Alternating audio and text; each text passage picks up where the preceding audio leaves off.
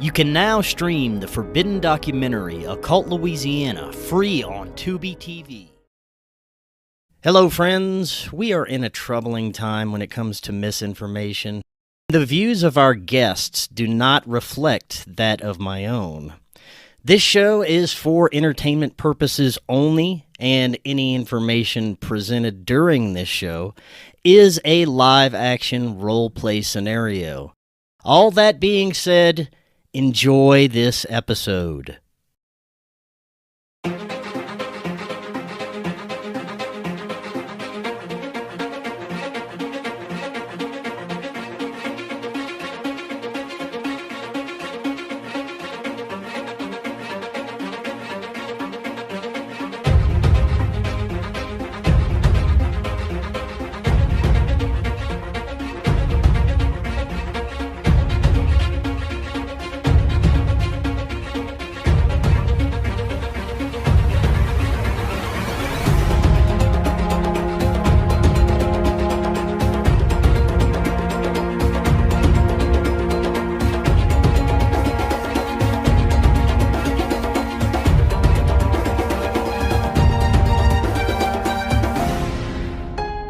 Welcome back to Forbidden Knowledge News. I'm your host, Chris Matthew. Today my guest is Ryan Gable.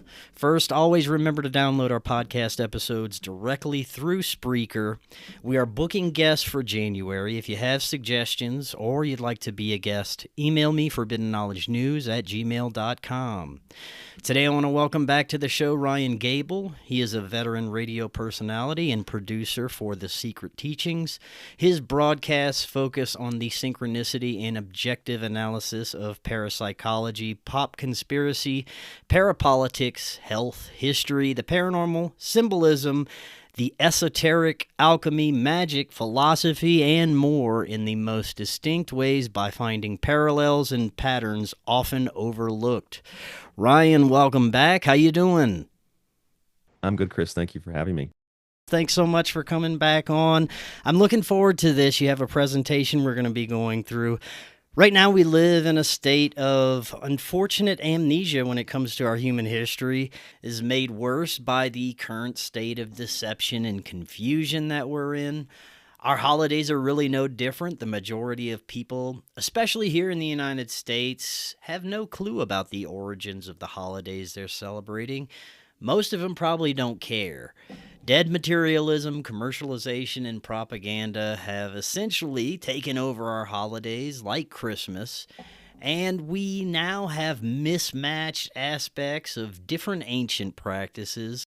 But today you have a presentation about the occult origins of Christmas. Very excited to share this information. First, for those that may not be familiar with your previous appearances, tell us a little bit about yourself and let the audience know where they can find you. Well, first of all, thank you for having me on and allowing me to speak.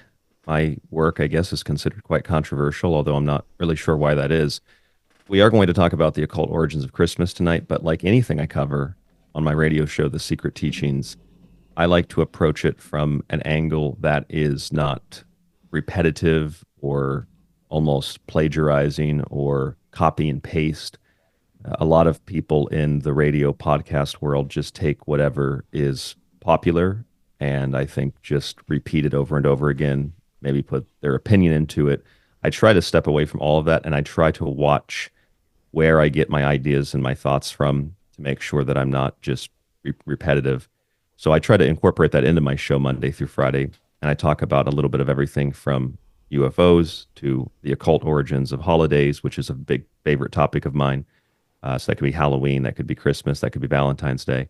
And I like to discuss things like nutrition as well. So I kind of bounce around all over the place, and whoever is nice enough and kind enough to allow me to do my work, do my presentation, like you and others, I really appreciate that and thank you. And anybody who would like to find my show, they can find it Monday through Friday.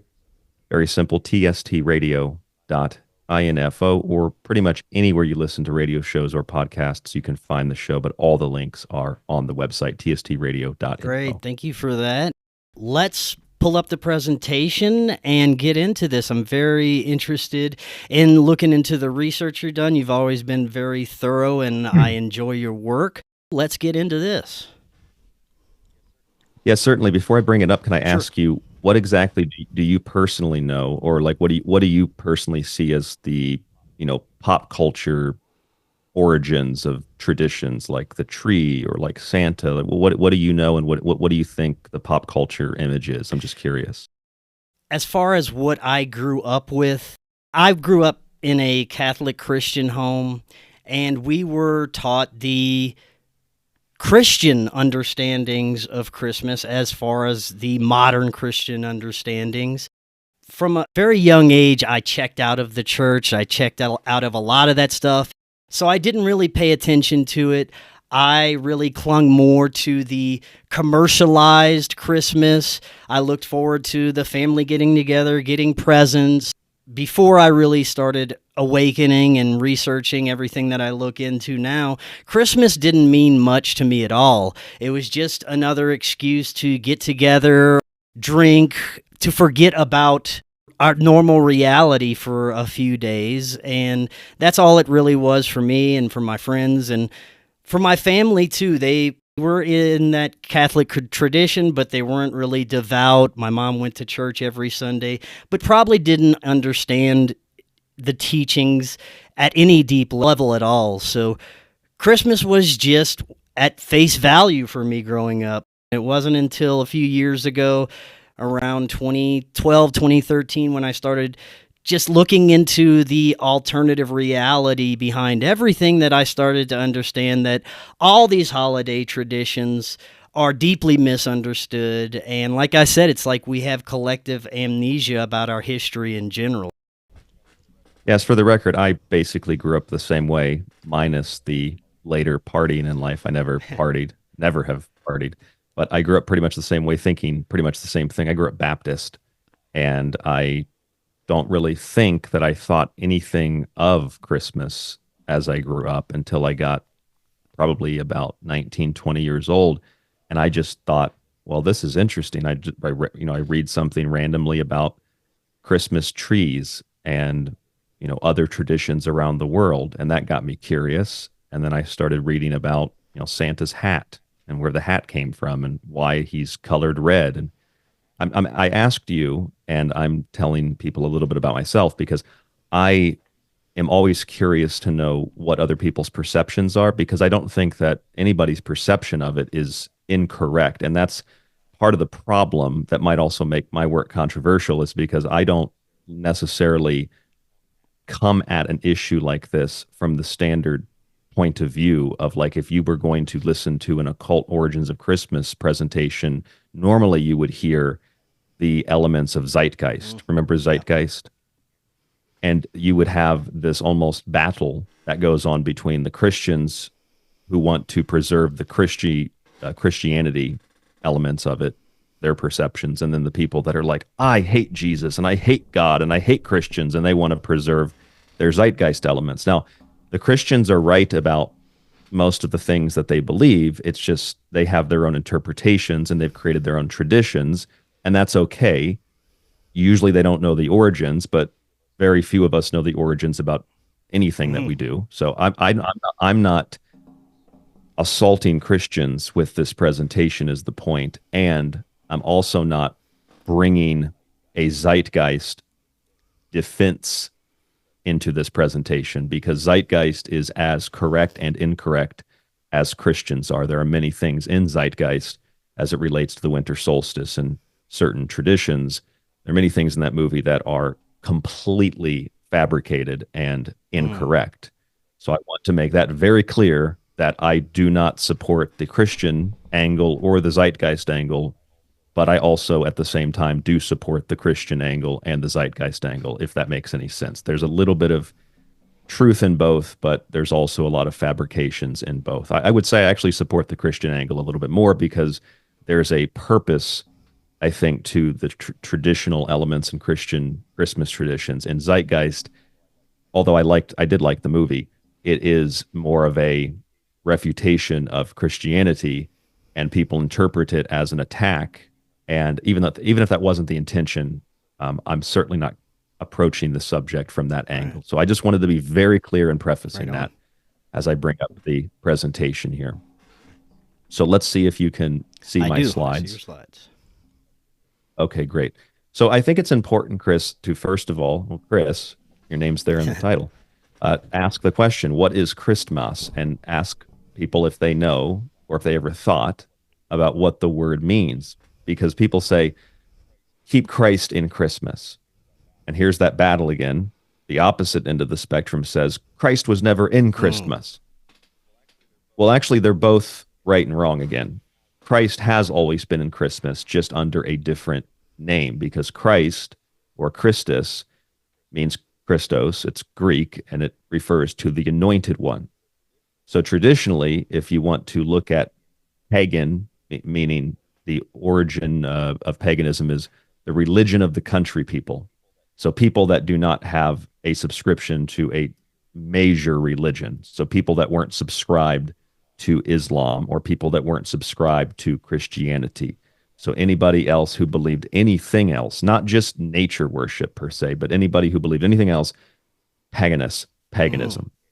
Okay, so to a pagan, we hear this idea that Christmas is really about the resurrection of the sun.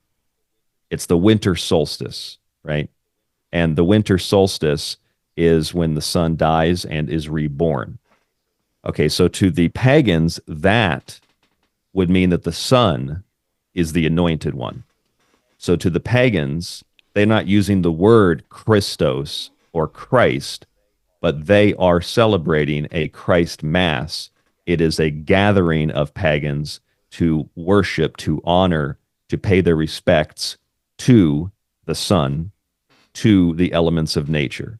So again, the Christians are right. Keep Christ in Christmas. And the opposite end of that spectrum are also right.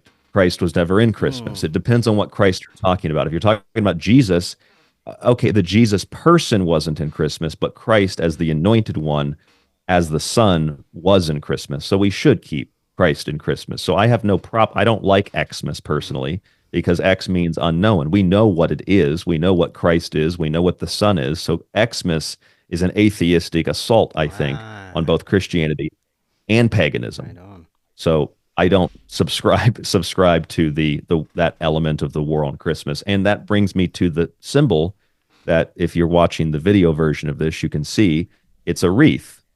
And you probably see people put these on their doors. These wreaths symbolize precisely what I'm talking about. The wreath symbolizes the death of somebody or something.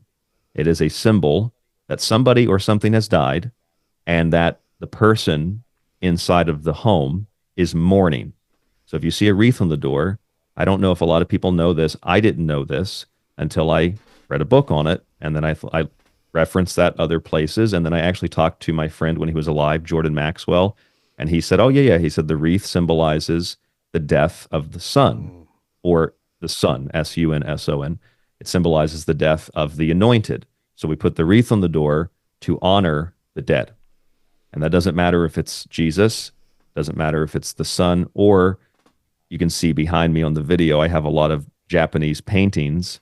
In Japan, the most powerful deity, kami, spirit, is Amaterasu, the sun goddess. And her story is identical to this because she goes into a cave for 3 days during creation, well, during and after creation, but every year during this time of the year. She goes into a cave for 3 days, and the other kami or spirits gather together and they put a mirror on a tree and they decorate the tree. And she sees her reflection and sees how beautiful she is. And she comes out of the cave, and everybody has a celebration around a decorated tree. That's in the Japanese traditions, thousands of years old. That's in the Western traditions as well. So the Christmas tree is not just Germanic in nature, it's not just European in nature, it's a universality. And if you live in the desert like I do, I'm in the American Southwest, we have, well, there's a plant called Christmas cactus, but people use saguaro cactuses here. They'll decorate them, put Santa hats on them, put lights on them. I like a Christmas saguaro cactus. It's kind of cool. And that is a tradition that is out here because we don't have, trees in this part of the desert. I mean, there are trees up on the mountain. In Mount Lemon here. But if you live in an area without any trees, you make do with what you have, and you take a cactus. And there's a parallel here, Chris, to pumpkins and Halloween. We have pumpkins in North America, but in Europe, they used to utilize for the Beltane festivals or for the Halloween festivals, different parts of the year, Beltane or Samhain. They would utilize root vegetables, so like turnips, potatoes, and things like that. So it's the same exact idea with the Christmas tree. It might be a tree, it might be a cactus, but it's the same purpose. It might be Christos, the Son of God, the S-U-N, or it might be the S-O-N, anointed. Either way, we're dealing with the same thing. So first and foremost, does that make sense? Is that clear? Yes. Is that understandable? Yes, and like you said, anyone that's listening on the audio end, I encourage to go to Rumble if you'd like to see the visuals of this presentation. Yes, and I would like it to be, acceptable for audio listeners too. So that's why I'm trying to give detail. Right. And of course, everybody knows what a wreath is. So if you're watching the video, you can see these symbols on the screen right now. If you're listening on audio, what I have on the screen is a Santa Claus, Christmas tree, a sun, a slice of orange, and a present. And throughout the presentation, and this is going to be a short version of the presentation because the whole presentation is about 3 hours long, roughly. This part of the presentation, I'm just showing you that by the end of the presentation, you will have an understanding of what the origins of these symbols and elements are. And I don't mean the standard, oh, it's just a pagan tree, and oh, it's just a Coca-Cola Santa, and oh, it's just a gift because it's commercialization. It's actually quite the opposite of, it is those things, but it's quite the opposite fundamentally of all of those things. So we can start with the tree. And again, I know that this isn't the standard talking point for Christmas, so I hope that this is educational for people. This is the world navel, or the fountain of life. This is the symbol of Jesus crucified on the cross, and his blood is being collected in the chalice. This is a symbol of where everything flows out of. And where everything flows out of, the tree of life, the world tree, in the Scandinavian countries, it is the ash tree, which, of course, in Christianity, you have Ash Wednesday. That also comes from India because they smear their body in ashes. Christians put the ash cross on their head. Well, that comes from the burning of the ash tree, which Odin was hanged on. And Odin is one of the core gods that bring us the tradition of Santa Claus, the old man in the north with a white beard, with a sleigh, with a bunch of characters, we have elves that help him in his duties. So we have the world tree, and it is from the world tree that we get the blood of Christ. And what is the blood of Christ? Or in other versions, it's basically a cornucopia. It's the abundance. It's the blessings. It's the grace of God. It's the forgiveness of God. It's the blood of Christ, which is the life of, not just Christ, it's the life of us. Life is in the blood, the Bible says. It is love. It is the world axis mundi. It is the center of creation. It's where the Omphalos stone is. It's the center of where Odin makes the point of the world navel. It's where he establishes this is the center of the world in the myth. And that's essentially what the Christmas tree is. It's the axis mundi by which everything revolves around. We go around the Christmas tree like we do the maypole, and the abundance provided to us by the tree, or as a tree represents all of nature, these evergreen trees, everything else dies. The evergreen tree signifies and symbolizes that there will be something left at the end of the year, and that it will last through the winter, and it will provide us once again with fruits and with things that we need to survive. So it is a symbol of the preservation of life and also of specific kinds of foods that some of them make it through the winter. Some seeds make it through the winter, pine cones, poppy, which are other elements of Christmas, and other things don't. They die temporarily. So the tree represents and reminds us that life will go on, and we revolve around it, kind of like it's the sun, which is why we put a star at the top. It's kind of like a little mini solar system. And underneath the tree, we get these gifts. We get the gifts of abundance, the blessings, the grace, the forgiveness, the life, the love, all of it centered around the tree or the world navel. And a good symbol of that is the globus cruciger, which is a circle or a sphere with a cross on top. And it shows you the cross, which is the spine of the human, or which is the tree, over the earth, or in the center of the earth, by which it revolves around. As a Catholic symbol, of course, it represents the church's dominion over the earth. And a great example of this, you could just type in and find the same image I'm using, type in sunrise on earth, and that's what you're looking at. You're looking at the cross over the earth, globus cruciger, a cross over the sphere. Or if you just look at like a CG image of the earth with the sun rising, or a real image of the earth with the sun rising, it's the same concept you see on the video. Okay, so now the idea of life. This is a very famous symbol in Egypt. It's called the crux ansata. For those of you who are watching the video, you can see that there's another symbol next to the crux ansata called a jet, T-J-E-T. Now in Egypt, the jet is the symbol of Isis. The crux ansata, the Ankh, is a symbol of Osiris. Now Isis carries the crux ansata, but that's because the goddess, the woman that gives birth, provides us with both life and death. So she has both elements incorporated into her. The Ankh symbol is a symbol of life. So like the Christian cross, it symbolizes resurrection. The crux ansata is life, like in the video you're watching, you can go back and you can look at here, the world navel. It's where life comes out of. It's the cross. It's the world navel, the fountain of life. That's the crux ansata. The jet, T-J-E-T, is called the knot of Isis, and it represents, like the fountain of life, it represents her blood, both the blood of birth and the blood of menstruation, which is purifying, like the blood of Christ. And that particular set of symbols represents life and death and resurrection, a kind of trinity.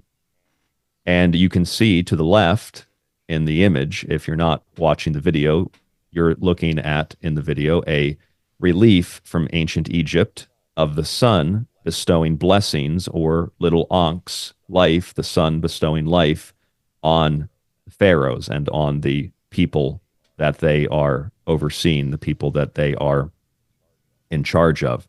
People interpret this as alien. Okay, I don't think it's alien. Hey, maybe it is, but I don't think it's alien. I think it's, Egypt is famous, probably more than any other country, for its symbolism. And what this image is showing us is the sun bestowing life through its rays to the pharaohs, who then impart that to the people. That's the concept. That's the idea, because the ruler is an emissary of God. And so if they say that the God came down, or the aliens came down and granted this knowledge and wisdom to man, well, that happens. It might be aliens. I don't know, Chris, but it might be aliens. But it also is a very basic form of symbolism, showing us that the sun bestows life and bestows gifts to the people below. And then, like a church, it's kind of an emissary between God and man in a sense. So you can see that in the video. So that might look like it has nothing to do with Christmas, but actually the Christmas elements, which are universal, whether you're on Japanese islands or you're in the American Southwest, you're going to find the very same kinds of images, or at least meaning to images, even when they're very far apart, because they're all coming from the same place. And that same place is human awareness and consciousness of the natural world, which is where the Egyptian gods and goddesses come from anyway. They're called the nature, which is nature. And that is the observance of the physical world. So here are some quick examples of the world navel, or the crucifixion of Christ, the crucifixion of Odin on the ash tree, the axis mundi. Odin is also pierced in the side by a spear. Here is Indra, very old depiction of Indra on the left. Here on the right is the crucifixion of Quetzalcoatl, from Central America, crucified on an X cross. You can see Indra coming out of the chest, like Osiris was in the chest. Here is Saint Sebastian. You can see the church took this imagery. It wasn't just for Christ, it was also for the saints. Sebastian is tied to a tree, and he is pierced by arrows. And here on the right side, you can see that is Prometheus being tied to in this case, a pole, traditionally a rock, and a bird eats his organs out of his side, usually the liver in the myth. So we have a very similar tradition here. And what drops from the blood of Christ, what drops from the blood of Odin, what drops from the blood of Quetzalcoatl, what drops from the blood of Prometheus is, going back to the world navel, it is that blood, that abundance, that blessing, that grace. You'll find that in the traditions of both classical and non-classical mythology, you will find that anytime blood drops to the ground, it usually sprouts up some kind of flower or some kind of fruit. So in the story of Mithra, very famous Mithras in Rome, slaying the bull, when he slays the bull, the blood drops strike the ground, and out of that blood on the ground, there springs forth flowers. In the story of Kali, very misunderstood story of Kali, Kali is usually seen as this dark black goddess who wants to kill you. That's how Christians and others interpret it. Kali actually does the very opposite. Kali has to look the way that she does because she has to fight evil. And in order to fight evil, she can't just be this beautiful girl that doesn't do anything. She has to be fierce. So she fights evil with this aggressiveness and this nastiness to her. And she has her tongue out. You know, the pictures of Kali with her tongue out, because she has to lick up the blood of all the fallen demons.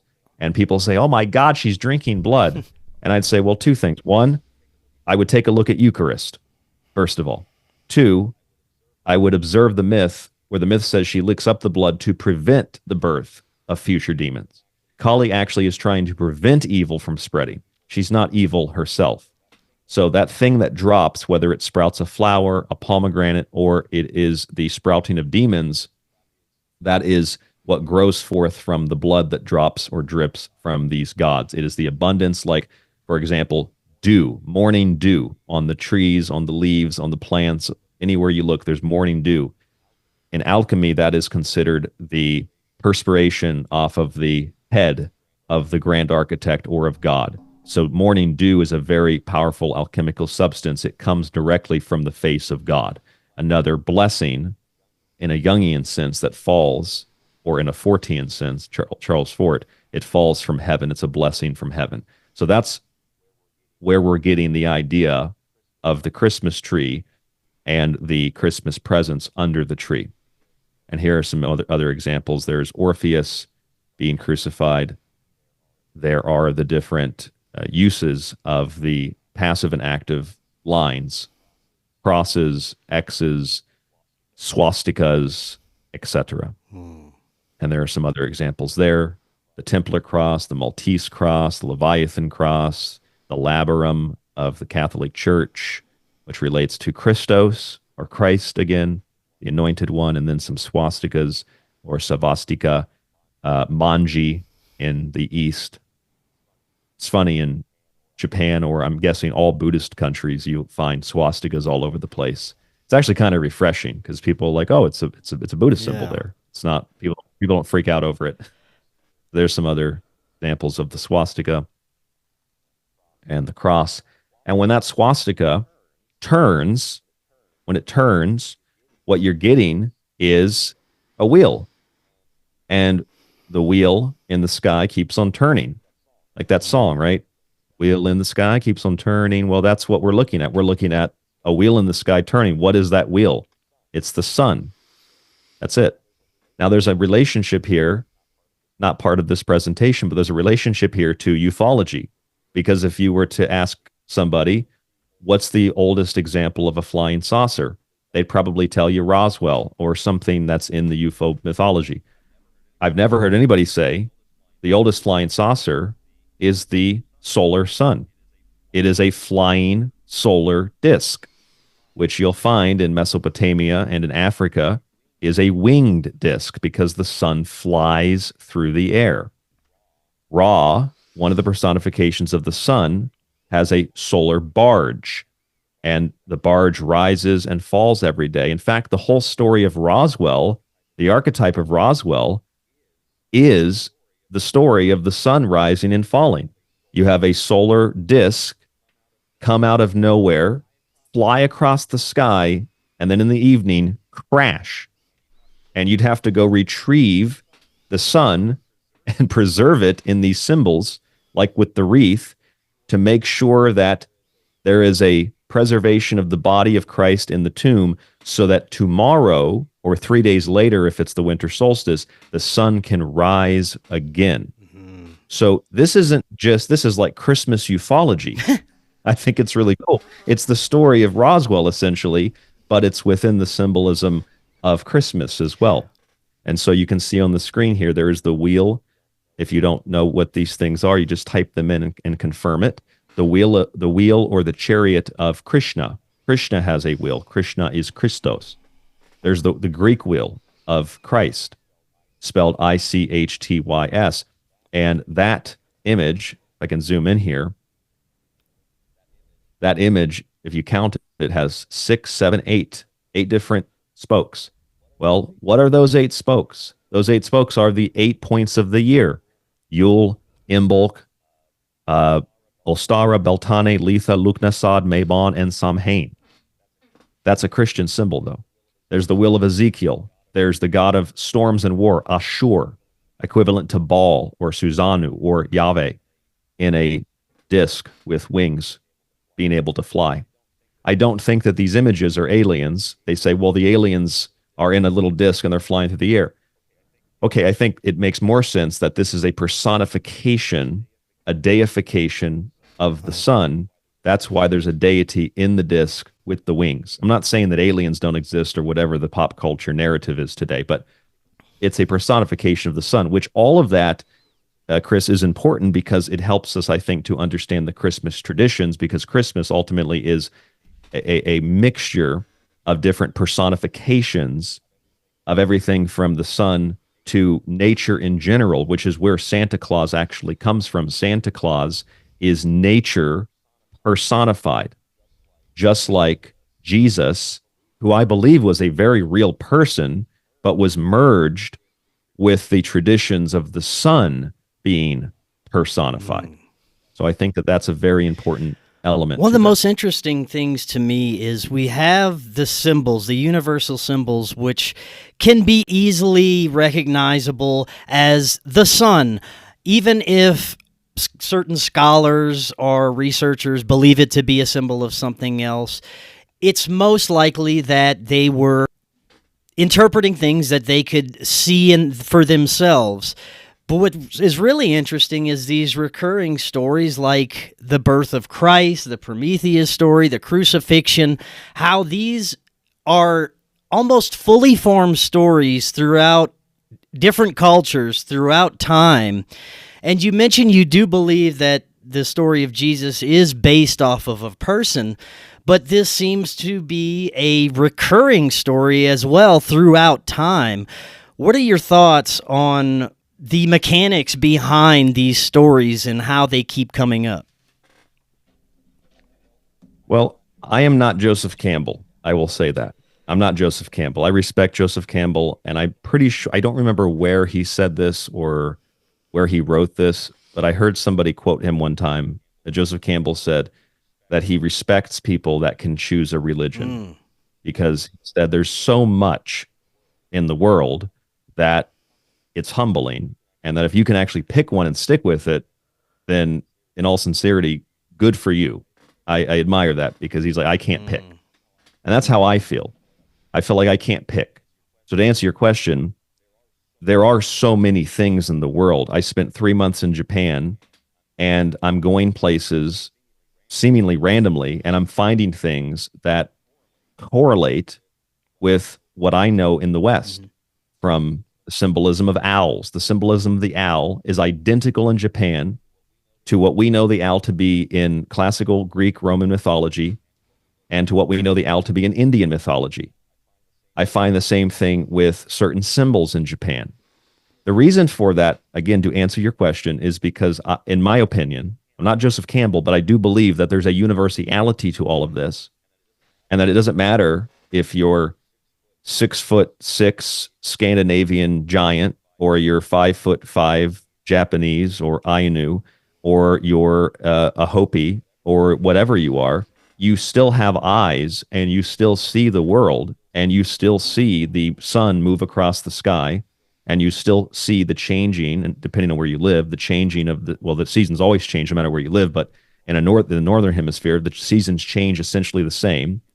And so no matter where you are, you're going to experience the natural world in a similar way.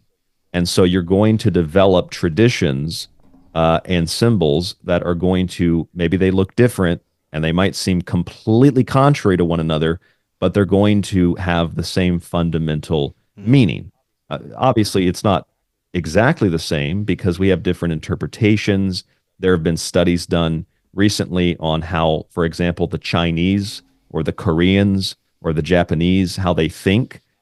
Not that it's any better, but it's totally different than how we think using languages that are derived from Latin, for example, because the characters are so different. They are conceptual, and ours are more reductionist. And that's not a bad thing, because to Easterners, we in the West, we think totally different than them, and that might be a good or a bad thing. So we all see the world similarly, but we have different ways that we look at it still.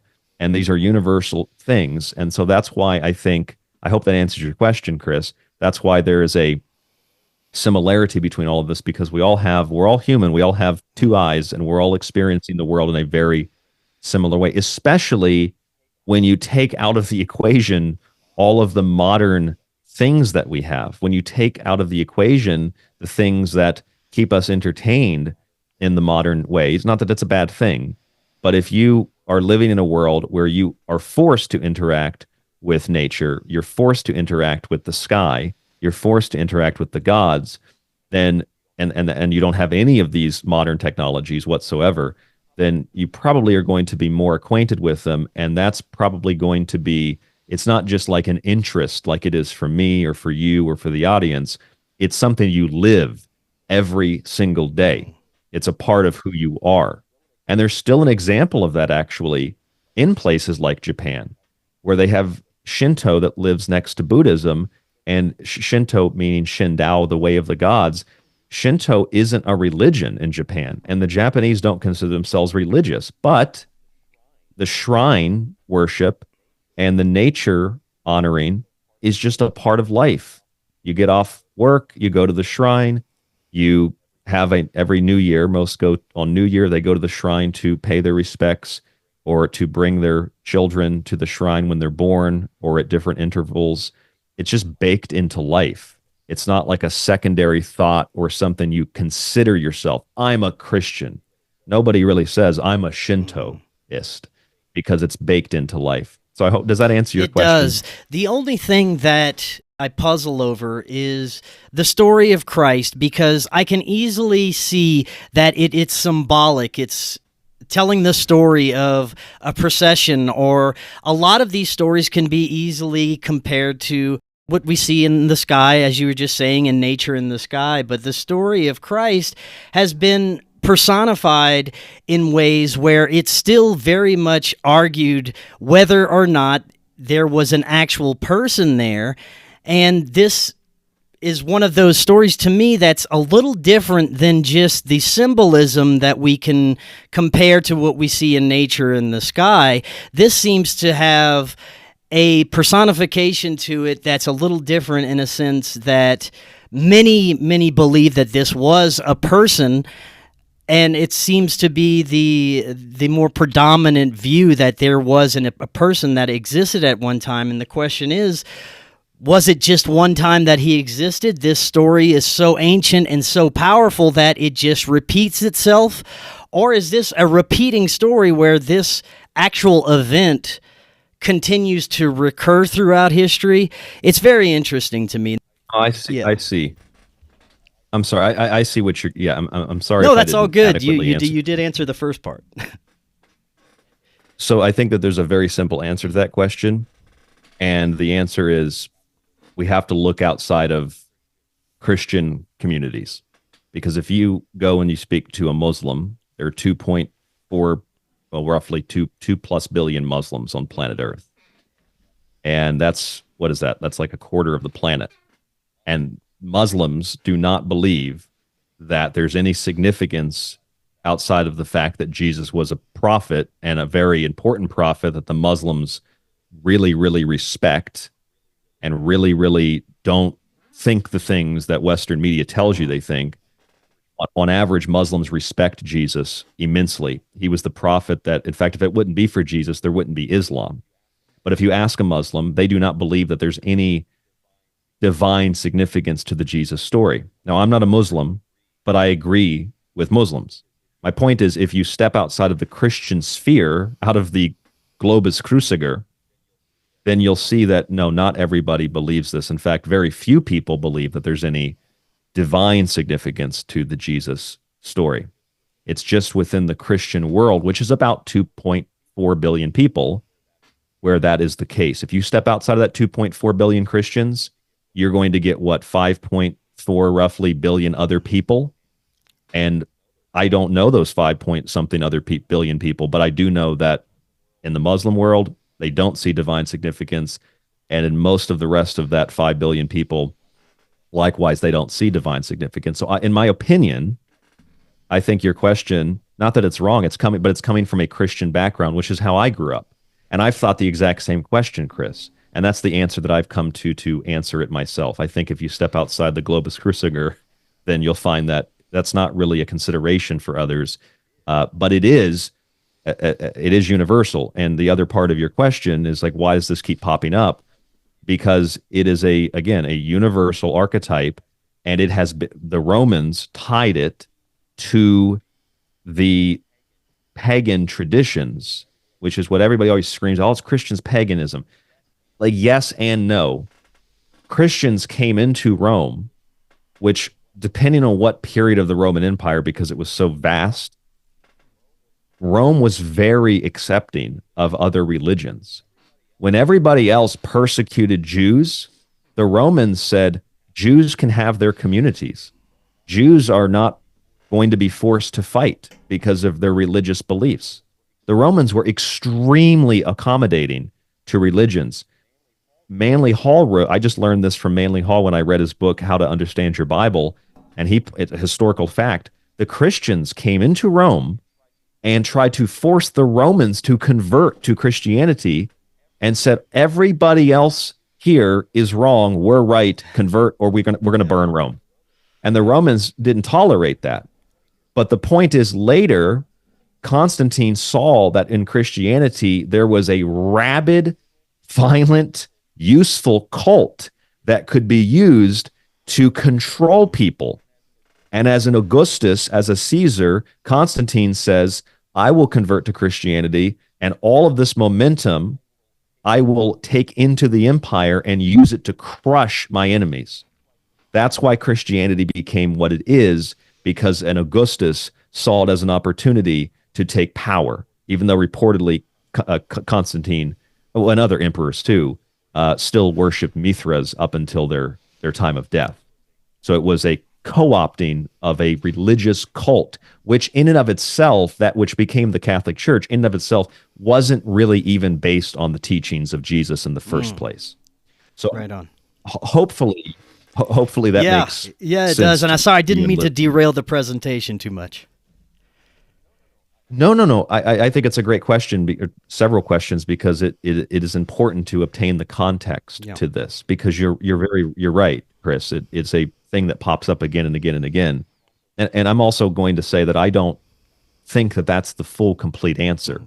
It's a very superficial answer, because we don't have, first of all, I don't have all the answers. And second of all, we don't have, 5 months to sit here and discuss the complex details of history. And I don't even know. So there's so much about, we could sit here literally and talk about this particular slide for 2 hours. There's so much here, just this one slide. So, it's a No big Right deal.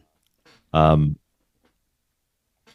I had this other slide up. You can see in this slide, these are called wheels of life. And you can see there's an Indian wheel of life. You can type these into the computer if you're listening on audio. Indian wheel of life, Tibetan wheel of life, Japanese wheel of life, and then the classic image of Jesus supporting the world, God supporting the world. These are all images that represent a force, a power, with the palm of with the world in the palm of their hand, in a sense, turning the wheel. There is an architect turning the wheel. Again, very much associated with our Christmas tradition, and this is the wheel. You referenced astrology. Well, to the left here, you can see the zodiac wheel, and you can see the sun placed on the cross. And on the right side, you can see the wheel of the year. This is the witch's calendar. So I named all of these days before Imbolc, Ostara, Beltane, Litha, Lugna, Mabon, Samhain, and Yule. And so Yule and Litha, which is the winter and summer solstice, and Mabon and Ostara, which are the fall and spring equinoxes, forms a cross. And then you get the other Sabbats, Imbolc, Lugna, Samhain, Beltane, and that creates an X. And when you put them together, you get the 8 points of the year, the major and minor Sabbats, which again are the Greek wheel of Jesus, the 8 spokes. And also, if you look at the Viking compass down below on your screen, you could type into the internet Viking compass or Vegvisir, Vegvisir. It brings up this 8-spoked Viking amulet, which was used to protect from the elements by invoking the powers of all the forces of nature to protect you from the freezing freaking cold. Yeah. And so you would have that as a protective symbol. And the black sun is an important part of this. Oh my God, it's a Nazi symbol. The black sun is a symbol because when the sun crashes, like that Roswell story, and it becomes dark out, well, especially if it's dark right now where you're listening to this, the sun, you can't see the sun. There might be a little light if there's reflection from the moon. Most of our lights are artificial, but the black sun is an important symbol because it represents Jesus in the underworld. It represents Amaterasu in the underworld. The sun is gone. It's a black sun. You can't see it. You can maybe see the reflections like Plato's cave, but it's gone. And then it will resurrect again. So the black sun, with its 12 zodiacal lines, is a symbol of Jesus, in essence, just another more nature-based version of it, explaining what you see there to the left, which is the zodiac wheel and the cross with the sun. And that's the wheel of the year, and you can see the different elements as the wheel turns. We get these different traditions that have become modern holidays. Okay, now this is why this particular slide is why I brought up Zeitgeist, because I know, because one, I used to be this person, and two, I know the conversation like the back of my hand because I've had it for 15 years. You know, like every week of my life for 15 years, I hear about this kind of stuff. I'm sure you have too. Well, it's just the symbol of the sun on the cross, and the zodiac wheel are the disciples of Christ, and it's birth, death, and resurrection, and all that. And again, that is correct. The cross is the axis mundi. The sun is the Son of God, S-O-N of God. The cycle is the Trinity. The 12 followers of Christ are the zodiac disciples. Resurrection is, of course, after birth, life, and death. The 4 quadrants are the 4 elements of the 4 seasons, or the 4 evangelicals. And the 12 nights of Christmas are, of course, the 12 signs of the zodiac, or the 12 followers again. So all of that, I'm going to actually move that on my little slide here. All of that can be taken from either, well, this image of the wheel of the year, or the zodiac wheel here to the left, which means animal wheel. And then, yes, people point out, well, it's the age of Pisces, the fish, that's Jesus, the fishers of men. And that is accurate, but it's also only part of the story, because if you go back into India, you'll find that the fish symbolism is prevalent, immensely prevalent throughout Hinduism as well. Then we look at the cross as it relates to man. So it's not just Jesus. And I think this also answers your question again, Chris. It's not just Jesus that's crucified and it pops up over and over again. All of us are that symbol. We're all connected to the elements air, water, earth, fire. We're all the spirit above those elements, the spirit above the cubical world.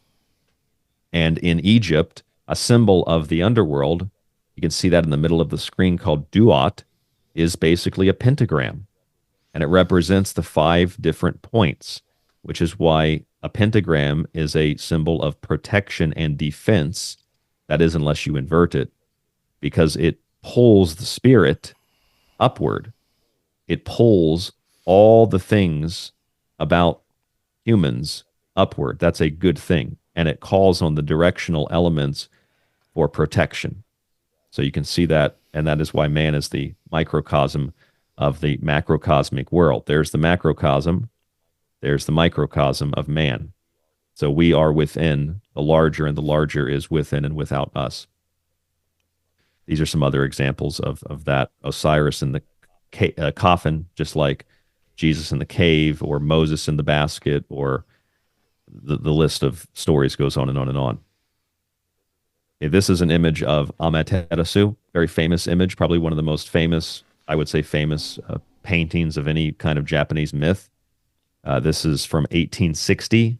Utagawa Kunisada painted this. And this is Amaterasu coming out of the cave. And you can see there to the left, if you kind of zoom, I could zoom in for you a little bit here, kind of see this tree over here, this tree, and there's the mirror, and there's these decorations on the tree. Yeah. That's our Christmas tree. That's a very, okay, so it comes post Germanic traditions. People think, oh, well, the Germans must have brought this to, or the Dutch brought it to Japan or something. I'm sure there's, and that's, you're right. A lot of traditions have been brought to different parts of the world. Like, for example, today, I honestly didn't know this till last night, but in the 1970s, KFC did this big advertising campaign in Japan.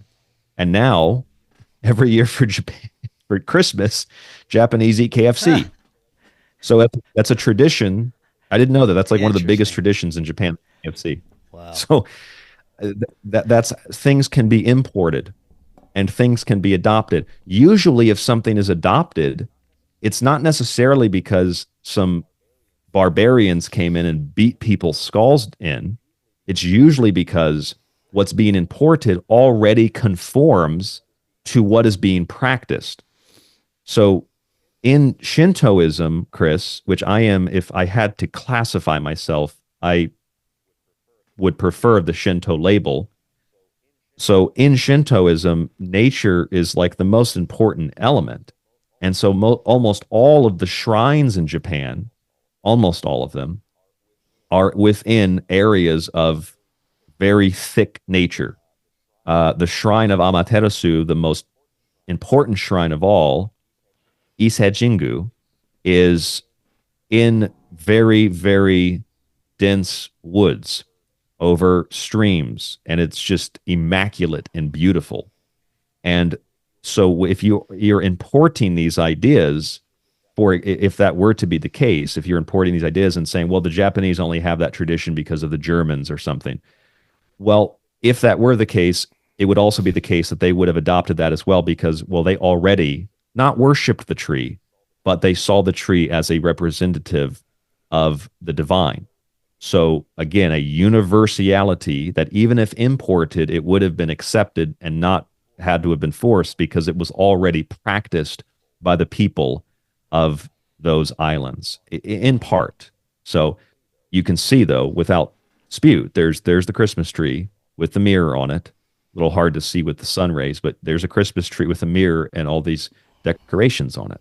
Right. I find that to be fascinating.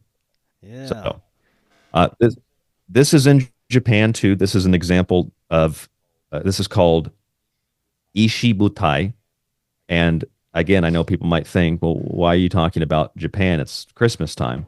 Well, I'm just showing you an example of a very far off land where they practice the same things we do. And it's not because we crammed it down their throats. It's because every human saw the world the same way. There are actually, I don't know the exact number. I think there are like thousands of mounds in Japan. The same kinds of mounds, Chris, that we call the mound builder civilization in North America.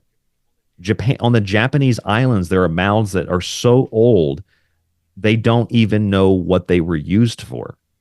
So you find, and what we do know is that when I went to Ishibutai, there's a sarcophagus there, and they have an English translation of the sign, and it's really funny. It says that there was not a sarcophagus found in this, what you're looking at, this image of this underground little crypt.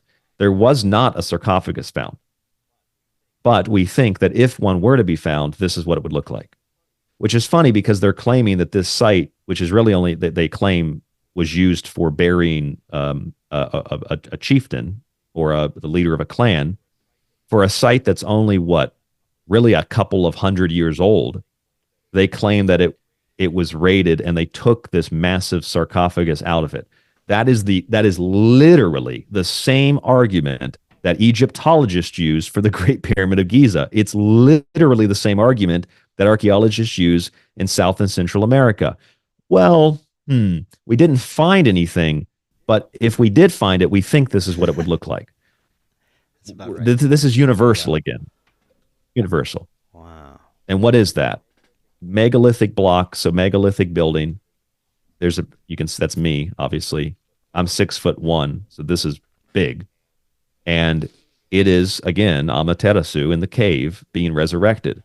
In my assessment, it has something to do, even if it was co-opted later, or if it was co-opted later by people that wanted to use it as a tomb, it was probably at one point or another used for the mystery school initiations, death and resurrection while living. Ishibutai Hofun. And there's Ise Jingu. You can see, or Jingu, you can see the fact if you zoom in, and I have an image of it on the next slide. Actually, no, maybe I don't. Maybe it's later. If you zoom in here on this image, or you could type this in, Ise, Isejingu, and you can see that white there? Yeah. Above the heads of the tourists? That's a veil. It's the exact same kind of veil that Isis wears in Egypt. And you want to hear something really crazy? Ise, I-S-E, if you put an A where the E is, Isa, Isa is Arabic for Jesus. Interesting. And you want to hear something even crazier?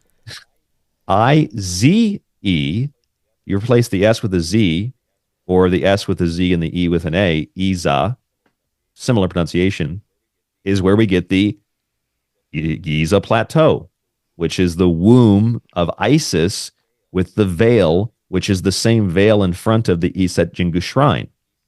Isa. Maybe a coincidence, but the relationship between the womb and the resurrection on the Giza Plateau, and Isa in Arabic meaning Jesus, and then the literally the shrine with the veil, the white veil of the bride in Japan, thousands of miles away, is a striking thing to me. And it all relates to Christmas. So we can enter part 2 of the Christmas discussion now. The simplest explanation to me is that possibly sometime in our ancient past, there was a global civilization, a global understanding of how to construct megalithic structures, of certain belief systems, how to be harmonious with nature. It may be possible that this was a universally practiced belief system that was across the planet at one time. I've considered that too. I don't really have a dogma in that fight, but that's a very, I think, probably common response I've had myself to finding out that all of this is very closely related. I wonder what listeners think. I think that's probably the easiest assessment. And I think it's just as valid as, just kind of assuming that people would have the same views because we're all human and we were all experiencing water and trees and rocks and dirt and wind and storms and coming up with these personified concepts, and then they do blend together later. Whatever the case is, it's a good point. We'll probably really never know the answer to that. But yeah, it does seem like there is not just a universality within the symbolism, but a universality within the origin of it, perhaps too, being related to some kind of global, interconnected society. Even if it's not some like golden age utopia like we think, it could have just been that people could certainly travel more in ancient times than we give them credit for, and it could have had something to do with that as well. Right on.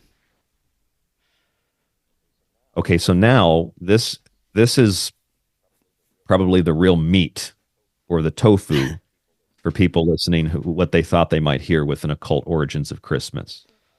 And that is, and we can keep this very simple, that is looking at the end of the year and we say, happy holidays. It's almost robotic.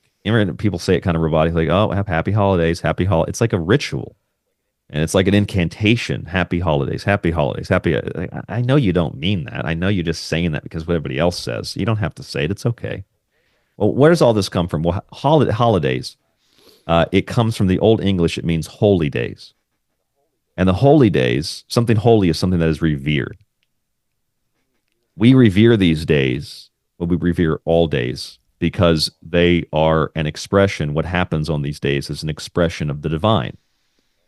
And so if you read the Bible, or if you're familiar with end times, what people call revelations, predictions, things like that, you'll know about Armageddon and the apocalypse, and these are really scary words.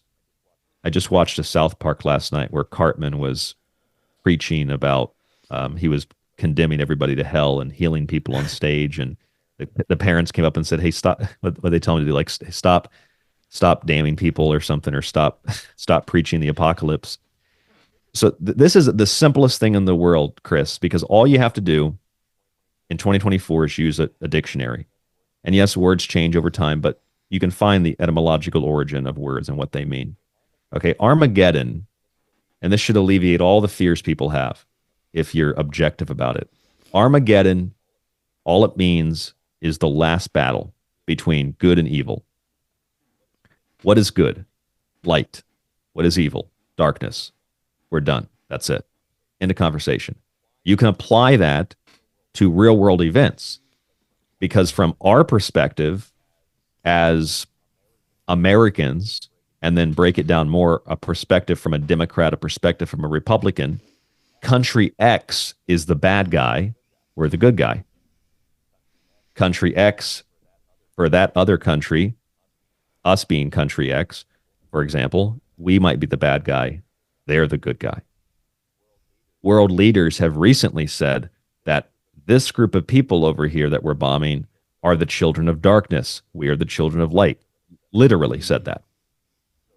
So, and that's actually in the region of the world where Armageddon is supposed to take place. So Armageddon has one meaning.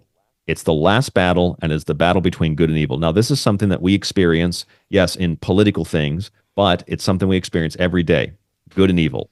Should I continue to drink as much as I do? Should I continue to eat as much as I do? Should I continue to do these drugs? Should I continue to do X? We're battling, we're struggling. That's something that happens all the time. And so, good and evil have been personified. They've been personified as angels and demons, and they've been personified as Santa Claus and his lovely helper, Ruprecht, or many know them as Krampus. Right. The apocalypse, same thing. Very simple. Apocalypse comes from the Greek. It literally translates to uncover. That's it. And what do we uncover?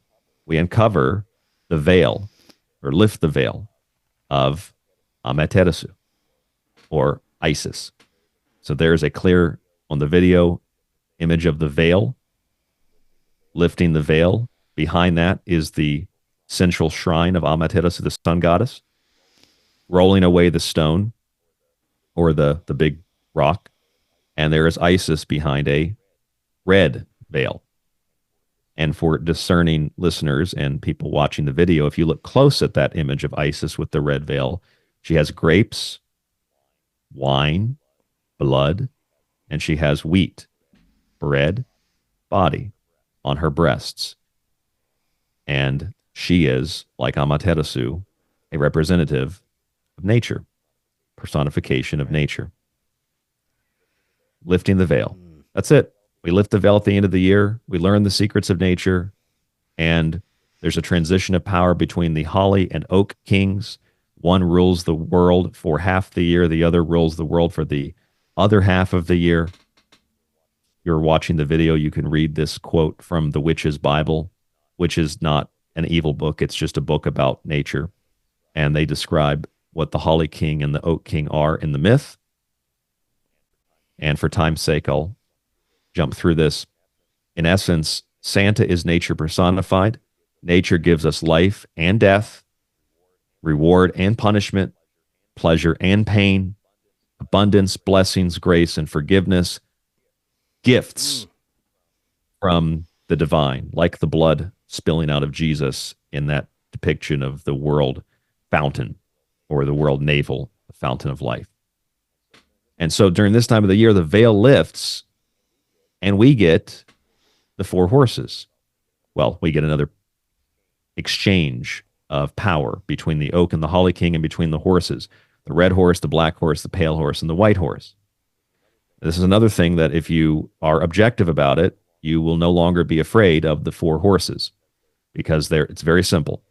They are, among many other things, they are personifications of the four parts of the year. And it's very simple to see when you look at the pale horse, death, chloros. That's the Greek name for the horse. They never taught me that in Bible school. Chloros. What is chloros? Well, originally chlorophyll, the word comes from the French. It's chlorophyll. That's what gives plants the green. That's what gives plants that distinct color that they have. And when the sun dissipates and the plants don't get as much sun and it starts to get cold out, what happens? They lose the color and they fall, which is why we call it fall, autumn. And when that happens, that's a sign of the end times. That's a sign of the end of the year, the fall of man.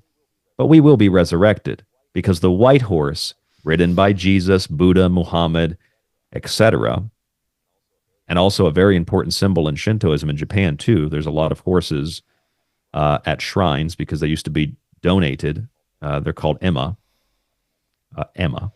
White horses ride and provide us with victory over darkness.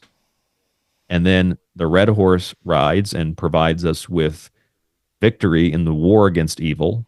And then eventually the red horse fails, and we have the black horse of famine during the harvest season. If we don't get enough, which is where tithing comes from, we don't store enough food, we might die because we don't have enough to eat. And that's where you get the four horses from. Interesting. And so in essence, yeah, it's really fascinating. And for the record, I don't want to sound like I'm completely authoritative on this because everybody's perspective, not that it's right, it's valid in the sense that you can provide a perspective that nobody else can.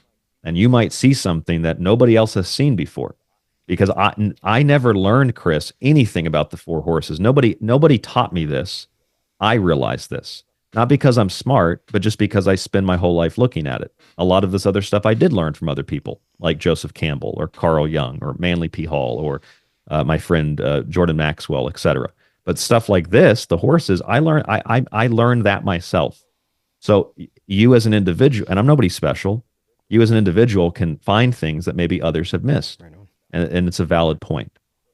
So in essence, Santa Claus is all the following. He is the wild man, the man of the woods, the green man, old man winter, Father Christmas, Sinterklaas, Saint Nicholas, Saint Nicholas, Nicholas of Sion, Sankt, S-A-N-K-T, Sankt Nicholas in the Netherlands, Belgium, Germany, and Austria. He is nature personified. Nicholas of Myra, Saint Nicholas, was a 4th century Christian saint and Greek bishop who lived in modern-day Turkey. He performed miracles. He was known as Nicholas the Wonder Worker. He also gave gifts secretly to people. So Santa comes at night secretly, and he left coins in shoes, i.e., stockings. Santa Claus is Father Old Man, Father Time, Krampus, Ruprecht, Old Nick. He's all of these things. And what is the Santa Claus? Santa Claus, the clause. Well, it's the naughty or nice list. It's the contractual obligation. It's the candy or coal. And who gives us coal in traditions? Elves. Elves give us coal, and it turns into gold in the traditions, the fairy lore. I learned that from Jacques Vallée. And then I read other books on fairies, and I found other correlations that fairies give us a lot more than just that. Fairies and elves. It's like Halloween, trick or treat. Mischief or candy. Would you like the trick? Well, you're going to get it if you don't want it, unless you give us the candy. It's a threat. The clause, which I believe is French, also like chlorophyll, where the word comes from. It's a contractual stipulation. Are you going to be good this year, children, or are you going to be bad? Would you like Santa to bring you a gift, or would you like Ruprecht to beat you with a stick, which is what Ruprecht does? Right. Well, he smacks him in the hand. So what does old man nature bring? Old man nature brings us, and that's an example on the screen of Santa Claus before he was in the red and white. Santa used to be dressed in green, brown, and sometimes blue, but usually green and brown, because that's the color of a tree. Santa Claus is the tree, essentially. As a matter of fact, if you look at the tree and then you associate it with what everybody knows as Saturnalia, what is Saturn known as? The Lord of the Rings. Tree rings. Dendrochronology. So Santa is the tree. Osiris was in a pillar. That's the tree. So the old man brings us nuts and seeds and fruits. There's the orange, which the orange I showed you earlier is a very traditional fruit that children would be given. And the orange, cut a slice of it. What does that look like? That looks like the sun. So the fruit of the orange is the microcosm of the macrocosmic sun. It is in correspondence with the sun. So, for example, if you wanted to worship the sun, cut a slice of orange, offer it up to the sun. Or if you want to obtain the power of the sun, eat an orange. That's magic. The old man is the evergreen. And evergreens, opposed to deciduous plants, evergreens like the fir and pine trees, holly and mistletoe as well, they're ever there. Or you could say, if you're looking at the video, they are Present. ever present. Right. I'm going to add that to my presentation, actually. They're ever present. They're always there. They're always a gift from nature. They're there for you to make sure that you have everything you need. That's what nature does. That's what nature gives us in her bounty. So green and brown Santa Claus. Father Odin, Father Wodan, Old Nick. We'll talk about this very, very quickly. Father Odin lives at the North Pole. He has a white beard. He rides an 8-legged horse named Sleipnir, derived from Old Norse to mean slippy or sliding, reminding us of Santa's 8 reindeer and sleigh, since a sled is used for sliding. Odin is also the one who brings us the center of the world, like in the first couple of images I showed you. Father Wodan, this is really interesting. Wodan is kind of like Odin. People would argue over, especially Scandinavian Norse scholars, people that love those myths, would probably be able to describe Odin and Wotan and who they are better than I. But in essence, they are the same, but they are separate at the same time. So there's quite a bit of debate about what these characters are, but in essence, they are the same. Nick was a name given to Wodan as a Holly King figure during this time of the year. Wodan became known as Nick. Does that sound familiar? Nick, who's Nick? The old man named Nick, Old Saint Nick. Wotan was a ghostly rider who led the ghostly army in the storm during the 12 days around New Year's Day. Those are the 12 days of Christmas. They have pre-Christmas 12 days and post-Christmas 12 days. The pre-Christmas 12 days are known as the raw nights because they are so raw and freaking cold and dry and dark and wicked. And you hear storms and thunder and lightning. And those are the ghostly riders riding through the air in their sleighs, bringing, well, both gifts and punishments. Father Wodan is an embodiment of this myth called Rubizal, a spirit from the mountains between historic Bohemia and Silesia. Akin to the wild man of the woods, this character is a great hunter and is pictured smoking a pipe like Father Christmas. And that would mean that as a wild man of the woods, a great hunter, they are like Osiris, Nimrod, Herne the hunter.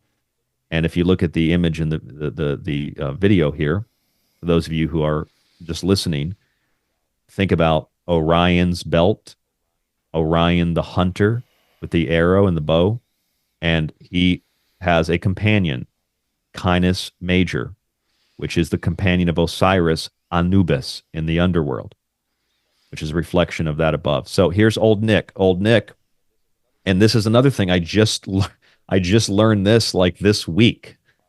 Old Nick, or I didn't learn it, I just realized it this week, which is why everybody's perspective is valid, because someone might point out, oh my God, did you think about this? Well, I didn't think about the fact that Old Nick is totally black fur, all black. That's how elves are depicted, all black, sometimes silhouetted, but all black. He steals children. Elves steal children. That's what a changeling is. Elves give coal. Old Nick gives coal because you've been bad. Old Nick personifies cold, dark, and black. In essence, evil.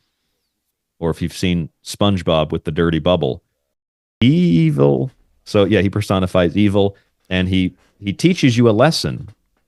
It's a punishment. It's a lesson. You should be good. You should obey your parents. You should follow the 10 Commandments. This is what I don't understand about people getting upset about Krampus, or they getting upset about Ruprecht or something. It's like, it's the opposite of evil. Krampus is telling you, follow the 10 Commandments. So when you get upset at Krampus and he's an evil demonic creature, you're saying don't follow the 10 Commandments. That's how the devil tricks these Christians into rejecting morality. Right. It is an evil, wicked thing. Krampus is actually a good guy.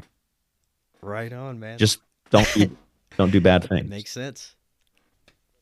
So here's Belschnickel. You might remember Dwight from The Office. Oh, yeah. He dressed up. He's Belschnickel. Yeah. Which is cool, because that means I went to film school. Didn't do anything with it, but I went to film school, and I always kind of humorously would argue with people like, you can learn something from TV. Like most of you, I learned about Belschnickel from The Office, and I learned how to spell bananas from that song Bananas, Bananas. Right. You can learn something from the trash of Hollywood. It's true. So Belschnickel, otherwise known as Chris Kinkle. Sounds like Chris Crinkle. Yeah.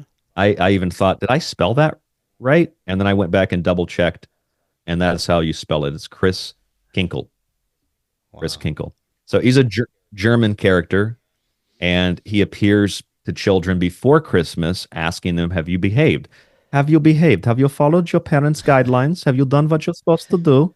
And he'll throw some candies and cakes and nuts on the floor. And children, like in the marshmallow experiment, you can have a marshmallow now, or you can have two if you can wait. He throws these things on the floor, and if children can control their greed and gluttony, good. They get the fruits and the snacks and the cakes. If they can't, he hits them with a stick.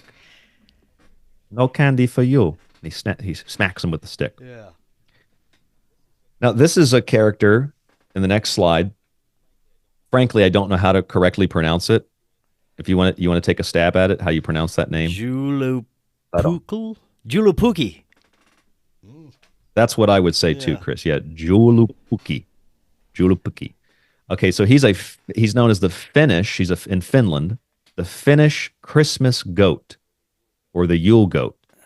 The goats are related to Thor, god of storms, fertility. So we're back to the ghost riders in the storms. Thor commands a chariot pulled by goats, which would be the sled, the reindeer.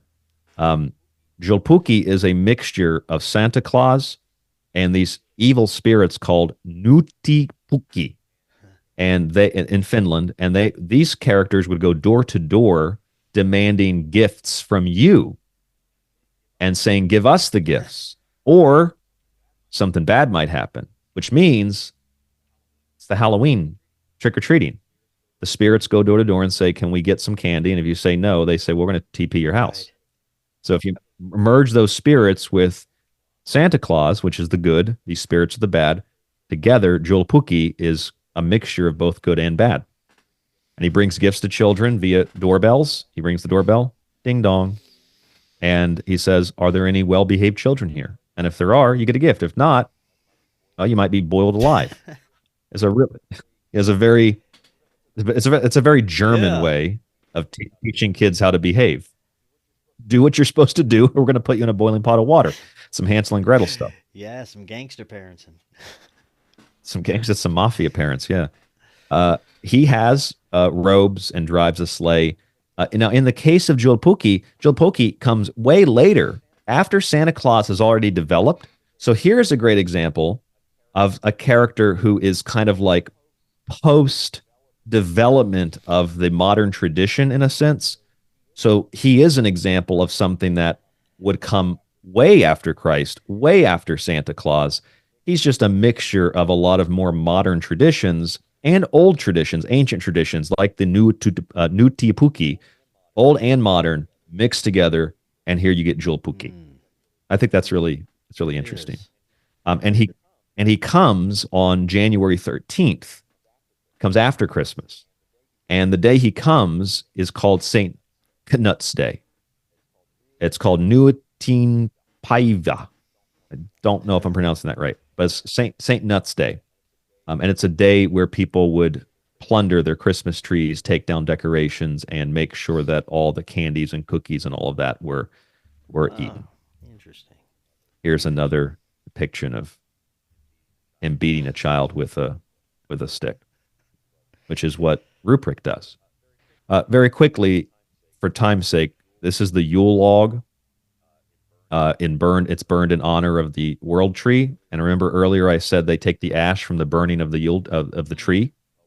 Well, we burn the tree. We burn the Yule log. We burn the Yule tree, and we take the ashes and we should smear them on our heads and our bodies, and that's like the Ash Wednesday. There's the Yule buck, which is the goat, the braided goat, ibex, and that takes us back to Jolpuki, the Yule goat. And it, of course, relates to Krampus because we see Satan as a goat, the black billy goat, and trying to find it.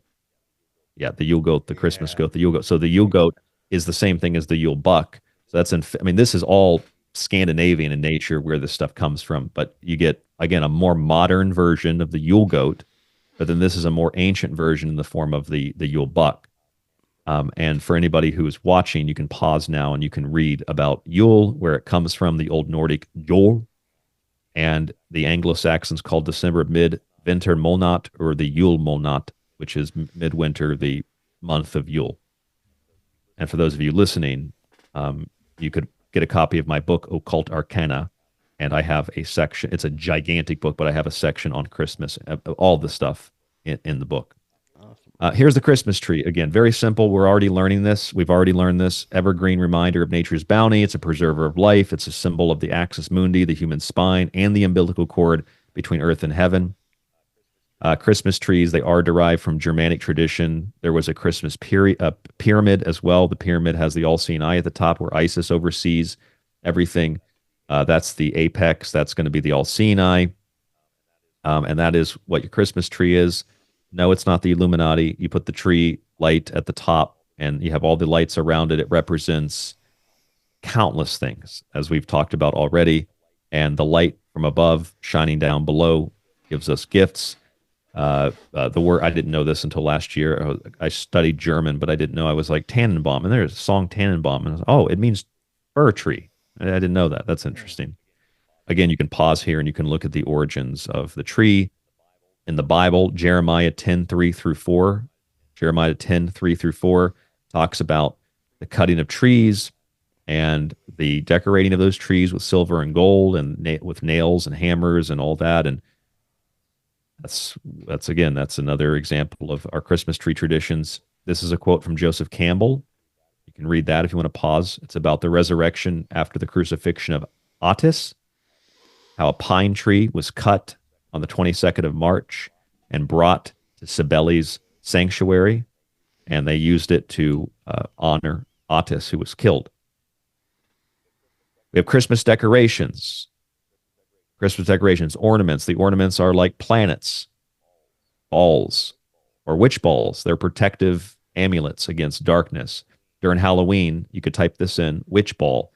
16th century witch balls were basically little glass balls with mirrors with a piece of hair inside, and that would ward off evil and witches. And so they're kind of like protective symbols.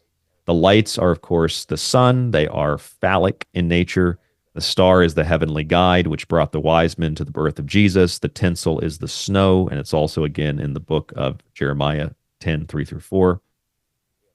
We have evergreen plants. We have holly. We have mistletoe. The green, the red, and the white are very important colors. Lifeblood, menstruation, birthing blood, etc. for the red. Green is, of course, plant life and the green man, male. White is purity, birth, the white horse, and semen. Plants, here's a quote you can read from a world mythology book about Balder, a fertility god who dies and is resurrected. Balder. Here is another quote, if you want to pause and read this. This is about the oak king and how the mistletoe was used to kill one of these kings and how they were crucified on a T-shaped cross. You want to pause that and read that for people on video. Saturnalia, this is, of course, very famous, very, very famous. The word literally translates to matters relating to Saturn, matters of Saturn. Here is the tree, the Lord of the Rings. God exists within the crops and trees. From wheat, we get bread body. From wine, the vine, we get the wine blood. Saturnalia Mass is the Mass, the gathering of things that relate to Saturn, the Lord of the Rings. So those are things like feasting, singing, dancing, giving gifts, just like the gifts given to us by Jesus, Brigid, Ishtar, Isis, Amaterasu, and so many more. They have a tradition in the Saturnalia story about, it's called the Lords of Misrule. Lords of Misrule was when people would change their positions in society and servants would become masters for a day. And servants would wear something called the pileus, which is a hat like a skull cap that symbolizes freedom and higher social status.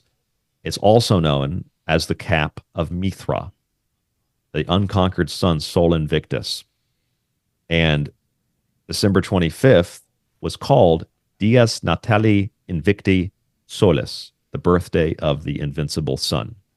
And that is why, one of the reasons why, but one of the major reasons why, Christmas, as we know it today as a Christian celebration, was so easily transmitted from pagan origins to what we call Christian origins, because it's basically the exact same thing. They're just moving Mithra out of the way and putting Jesus in there, which is really an insult. And it's really, in my opinion, it's insulting, and it's an abomination that if you dismiss all of the other origins of this and think it's just strictly, we own this as Christians, I think that's abhorrent. In the same way that rejecting Krampus, who's telling you to live by the 10 Commandments or you're going to be punished, how's that any different than the devil? I think that's abhorrent to destroy the Krampus image. But I also think it's horrible to worship Krampus as some like wonderful thing, which there are like weird Satanists that do that too. Yeah. So, you know, but you can see that on the screen, or you know what this looks like if you're listening, the Santa hat. That comes from the hat worn by Mithra. If you want to pause these slides, this will tell you a little bit about Christmas and Saturnalia as they relate to dates. Saturnalia was on December 17th, and there was kind of a Hanukkah celebration as the Jews celebrate. It might have even came from Hanukkah because the Jews were very welcome in Rome at several different points of the Roman Empire historically. So there might be a relation to Hanukkah there. Although I don't know where Hanukkah might have even came from Babylon for all I know. So because the Jews were held captive there, and that's where they got their Kabbalah from. So maybe they got Hanukkah there as well. I don't know. Point is, you can stop these slides and you can read what they say and learn a little bit more about Christmas. There's also the winter couple, the old man, green man, and the old woman, Frau Holle. Their plants are mistletoe, winter palms. And you can read about Christmas basically being a fertility festival, the preservation of fertility. We talked about the hunter, Osiris, the green man. He's green, agriculture, God. And Osiris, according to Mark Booth in The Secret History of the World, a really amazing book if you've never heard of it or read it, The Secret History of the World. Osiris is derived from a word that means semen. So he is the semen. So it is a fertility festival. And of course, nothing would be complete without talking about the shamanic origins. This is another thing kind of like zeitgeist and kind of like the people that talk about the war on Christmas. They're both right and wrong. The shamanic Christmas, this is definitely one of those things where it is a very, for me, fascinating perspective on Christmas, because you're absolutely right if you believe that, yes, a lot of these traditions have a relationship to shamanism. They don't come necessarily from shamanism per se, but they have a very strong relationship. Some of them might. We don't know how to, I don't think we can trace back the exact origins, but certainly some of them do come from shamanism, or at least can be correlated very strongly. The shamans that wear the red and white, this is the fly agaric amanita mushroom. They grow under trees like presents. The shaman comes down the pole into the smoke lodge like Santa delivering gifts. I've never done mushrooms, but I'd imagine that if you live around reindeer and you do some mushrooms, the deer might fly. You have sleds that you're sliding around on. So very clearly there is a relationship. But if someone just says, well, Christmas comes from the shamans, well, I guess maybe ultimately it does if you go back far enough. But most of the modern traditions and even some of the more ancient traditions, because we're talking about shamanism. Shamanism goes back we're talking 30, 40, 50 plus thousand years. So that's more than ancient. If we're talking about modern and ancient traditions, it's probably not coming directly from shamanism. But then again, you could say well, everything goes back to Adam and Eve, and say, well, it's all from Genesis and from. So my point is, yes, some of it can be certainly without doubt correlated to Christmas, and you can see some of the examples there. And what do people see when they're tripping on certain things like ayahuasca, DMT, things like that? You see elves. Yeah. I've never done it, but I've heard about the machine elves. And what are the elves wear? They wear a Mithras hat. So I think a lot of people probably know. If you're listening to this show, you've probably heard of the Christmas elves and the DMT stuff. So here is another slide you can pause and read about the shamanic Christmas. Of course, Santa Claus, we know as being red and white, comes largely, not entirely, but largely from Coca-Cola. And within a matter of about 100 years, Santa went from Mr. Winter, bringing the tree inside, to Coca-Cola. And I noticed this just putting this slideshow together for a presentation I'm giving. I noticed that, how would I say this? It's not that I noticed. I realized, wait a minute. Okay, so there used to be real cocaine in Coca-Cola, right? Yeah. Real cocaine. There's two other really important symbols of Christmas that you might not even think of: pine cones and poppy. One, pine cones are the external representative of what? The pineal gland. And poppy, opium, poppy was used by the Greeks in the mystery traditions. So in essence, you've got poppy seeds, pine cones, and cocaine, and all of the other plants and things that Santa's smoking in his pipe traditionally. Christmas is really a holiday to get high, I guess.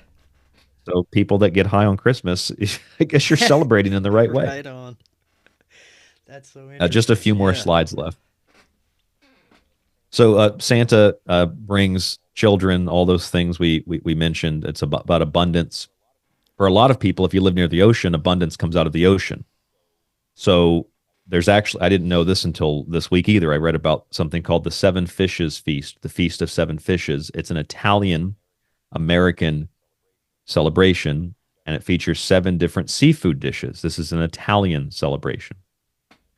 And the Italians actually have quite a bit of base, quite a bit of substantial influence in these traditions. Because if you have a look at the Vatican, the Holy See, where the fish swim in the Holy See, the Pope's hat is the Dagon hat. And you see the Pope's ring is the fisher. And you see the fisher of men, the little symbol that Christians put on their cars to let people who hate Christians know that they can vandalize the car. And you see a Dagon there at the bottom with the magic wand and the fish hat. And then you see St. Nicholas with the fish hat and the rod and the white beard like Odin and the red and white robes. And the Holy See, where the fish swim. You know about all that maritime language with the birth canal and the woman's water breaks and your house is underwater and, that kind of stuff. Right. Well, here's the fish symbolism, Holy See, it's in Rome, and you have the Italian Feast of Seven Fishes, and you also have, as we'll very quickly get to here, Chris, because I know we're getting low on time, or just about at the end of the show, there's a Christmas witch called Befana. She's known as the Italian Christmas witch, and witches ride broomsticks, right? Well, that comes from these switches that were used. They put together, and they were used to sweep out homes for the winter, to clean things. Shamans also used them to heal people. St. Nicholas holds that staff. Sometimes Jesus is shown with the staff. And here's the Italian Christmas witch, Befana, known as Epiphany, as in the Feast of Epiphany, a very important Christian holiday. And she descends down a chimney, brings gifts, etc. It's the whole story that we've talked about. She's also known as the Wild Woman, which is a theme in classical mythology. The wild women are the ones that killed Dionysus, the wine god, in a frenzy of drunkenness. There's also this character from Iceland called Grilla, an Icelandic Christmas witch. And she oversees a family of 13 known as the 13 Yule Lots. And she comes with a sack on her back, like Krampus, to take children away who don't do what they're supposed to do. Right. And then there's Ruprecht, as I mentioned. He just carries a sack and a rod to punish people. He's identified with Odin, and he actually carries with him, well, some kind of rod that is usually made out of hazelwood, which is the wood of Thor, and that is also the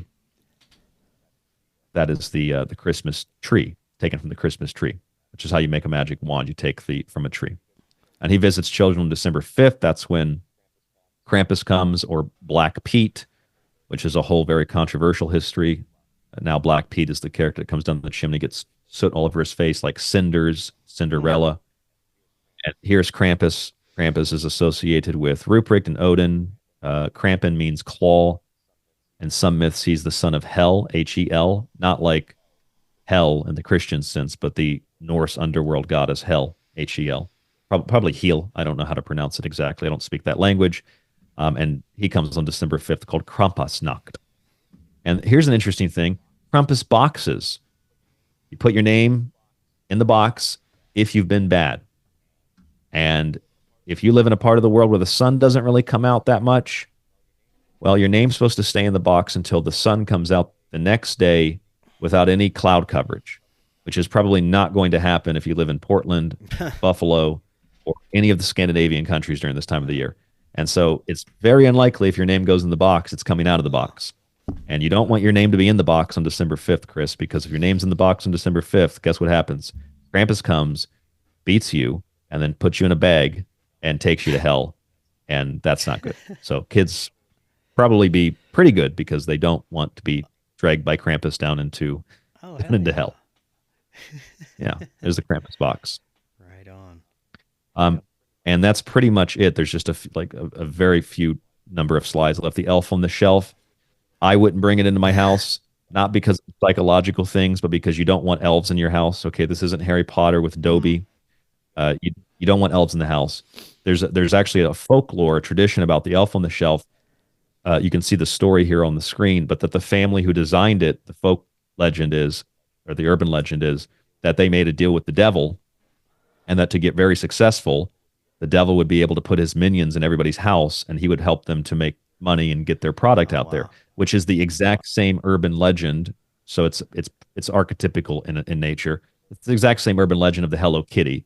A woman's daughter in Japan has cancer. She goes to all the Japanese doctors. They can't help her. So she makes a deal with the devil. And the devil says, I'll cure your daughter's throat cancer if you help me to spread this Oh, doll wow. into the hands of little girls. Huh. And the doll can't see, can't hear, and can't speak. So there's a child abuse trauma element to it too. You find that in the elf on the shelf. So I wouldn't That's bring that little crazy. effer into my house. Wow.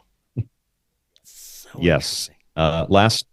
Last slides, very, very simple stuff. Probably the last one. This is the last one. I already mentioned it, but now that we know everything about Christmas, I think we can see the story of Amaterasu in Japan coming out of the cave, the reflective mirror, decorating the Christmas tree. And in Japan, you'll see these are called shimenawa, these straw ropes around trees with shide, little papers hanging off of them. That signifies that the god, that the spirit is in the tree. And that is the center of our Christmas celebrations and traditions. And there, for people that live in the desert, I didn't forget about you. I live in the desert, and we have bishop's cap, hat of St. Nicholas, cactus, peyote cactus, which if you take some of that, you might be seeing elves. And then the decorated saguaro cactus, and also the Christmas cactus, which is a plant, really nice little succulent plant. Right on. And that is the Holly Holy Days. Chris, thank you for having me Yeah, on. that was great, Ryan. A fantastic presentation. And it seems like all of these cultures and belief systems are like little puzzle pieces that if we can put together, we get a little bit bigger picture of what could possibly be the meaning behind a lot of these things. So thank you so much. This was fantastic. Before we close out, let the audience know. I know you're going to be giving this as a presentation. If there's anyone available, is it going to be an in-person presentation or online? It will be, well, I would like to be able to do video presentations. I have a bunch of PowerPoints like this set up for different subjects. I have a ufology one. I have a symbolism one of like corporate symbolism. I have a bunch of them. So I'm going to try to get that set up. But yes, it's in person. It's unlikely that anybody listening would be able to come. It's in Tucson, December 21st, 6 to 8 p.m., Nexus Occult Books. But if you'd like to meet me, or if you'd like to come to the talk and just listen, or if you'd like to stab me because you hate me, I will be at Nexus Occult Books on December 21st. That's in Tucson, Nexus Occult Books. But otherwise, I'll be talking about this stuff all week on my show, tstradio.info, or find the show anywhere else you listen to radio shows, podcasts. But all the links are on that website, social media, email tstradio@protonmail.com, tstradio.info. That's pretty much it. Awesome, Ryan. Thank you so much. Great presentation. Definitely going to have you back on in the future. And until next time, everyone, have a wonderful evening. We'll talk again on Monday. We'll see you then.